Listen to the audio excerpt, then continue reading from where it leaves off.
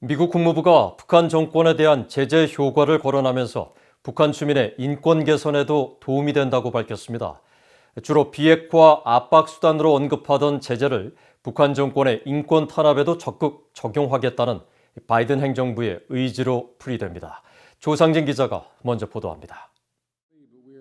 비핵화 전략과 제재의 효과 등 대북 정책을 면밀히 검토하고 있는 미국 정부가 대북 제재를 북한 정권의 변화를 이끌어낼 중요한 정책 수단으로 규정했습니다.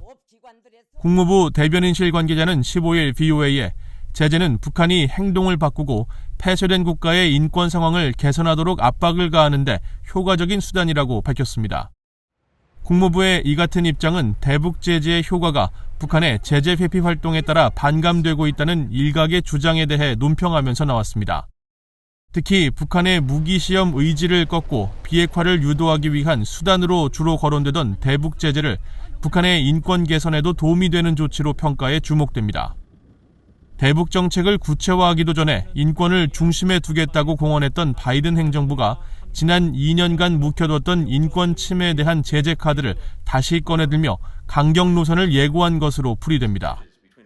국무부 관계자는 지난주에도 VOA에 북한의 인권 유린과 침해에 관한 정보를 기록하고 보존하겠다며 북한 내 주민 학대의 구체적인 사례를 증거로 남겨 향후 책임자 처벌에 나설 뜻을 시사한 바 있습니다.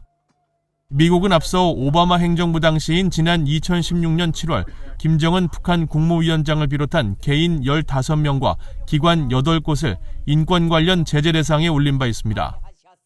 트럼프 행정부도 출범 직후인 2017년 1월 김여정 등 개인 7명과 기관 2곳에 대한 제재를 시작으로 같은 해 10월 정영수 노동상 등 개인 7명과 기관 3곳을 제재했고 1년 2개월 만인 2018년 12월 최룡해 노동당 중앙위 부위원장과 정경택 국가보위상, 박광호 선전선동부장 등 3명에게 인권 유린의 책임을 물어 제재 대상으로 지정했습니다.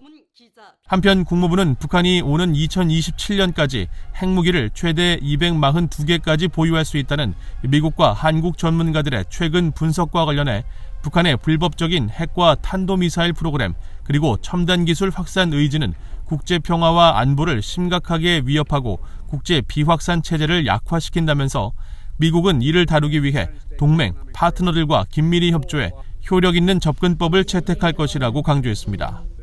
VOA 뉴스 조상진입니다.